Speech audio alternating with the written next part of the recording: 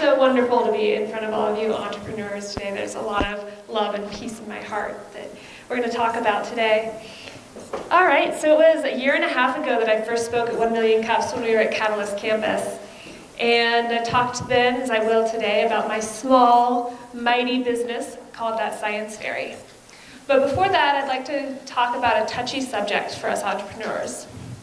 And that is self-worth. I'm not talking about self-esteem, I'm talking about self-worth. It's something that as people, we go out there and we ask the world for this validation that we're worth something. And I think sometimes we mistake what we do and our financial and our business worth for our own personal worth. And so that's the journey I'd like to talk about today. So I survived a situation where I was not worth killing afterwards, and I was not worth being taken as a modern-day slave. And that situation defined me for a long time. And so because of that, I set my worth at 0. And 0 is an interesting place to spend a decade at. But there is a blessing in it. And that blessing was that everyone I met, I could look up to. Everyone I met was so worth every piece of their being. And that was great when you're working in nonprofit and you're working as a receptionist at a transitional housing agency. But I wasn't really blossoming into the person I was supposed to be. So, in extending kindness to people who were in a bad situation status-wise, I think I tried to extend the same kindness to myself. So after that experience and lots of therapy, I decided to search for something that was worthwhile. And that worthwhile was education. There's nothing more worthwhile than educating the next generation and dealing with knowledge in a knowledge-based society. And that is thanks to my mom got me an amazing education. Thank you, Mom, here in Colorado Springs. The staff at Palmer were amazing teachers, and I benefit so greatly from them. But what was I supposed to do? Because I was here in social work, and yet I had this molecular cellular developmental biology degree. I'm like, what's that doing on the shelf? So I had some ideas about 10 years before that, before I did the 180 into social work.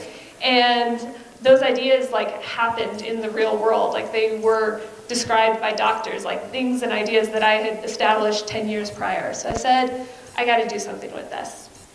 Now I knew nonprofit, and I know that social enterprise and social impact is the future. It truly is. So I wanted to get there. So I could get an MBA and waste a lot of money, or I could start a business and learn as I go. And so that's what I did. So it started as a kitchen table conversation with Jeff and Melissa, and their son at the time was in childcare, and they weren't very impressed with the technical curriculum there, and they said, I think there's a market for this. So that's where my niche business started.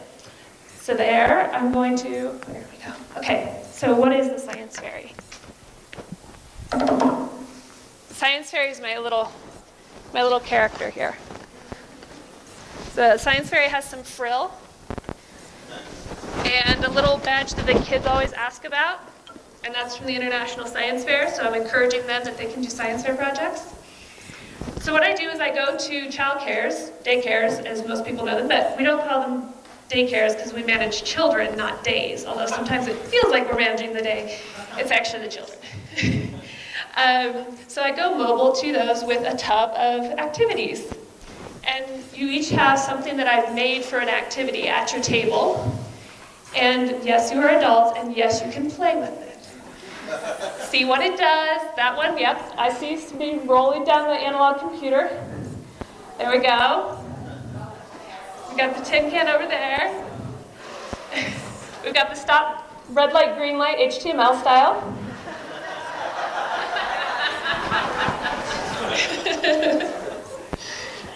So I get to make pieces like this, which is probably my favorite part of the job. The second favorite is sharing it with the kids, because they're just so excited. They're already scientists and engineers.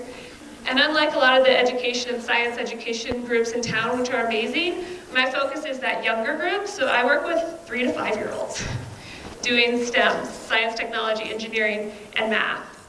And the kids are great. They're amazing because, 3-year-olds, they're just such sponges, and they're learning, and then they have these moments, and you're like, oh, you're 3. But the thing is, with a little social emotional intelligence, and what I learned at PPCC for my certificate in early ed, is that okay, I just lost my train of thought. That social emotional coaching, you can get that kid through an emotion, and a minute and a half later, they're good. And then they're totally good, which is amazing. So my developmental focus for each activity is about 3.5, but I can extend that from age 2 to 8. So there will be some school-age kids in childcare sometimes. And then where I'm going, I guess we can talk about this in the Q&A. Social impact, working with groups to provide activities for free for parents who are getting poverty alleviation training and such things. School-age groups during the summer is great because childcares have more money in the summer. And then also, this is one I'm really excited about. A lot of centers have a science area, but it's like dusty and unused. Even though the kids like science, like nothing happens at the science center. So I'm looking to change that for everyday care in Colorado Springs. All right.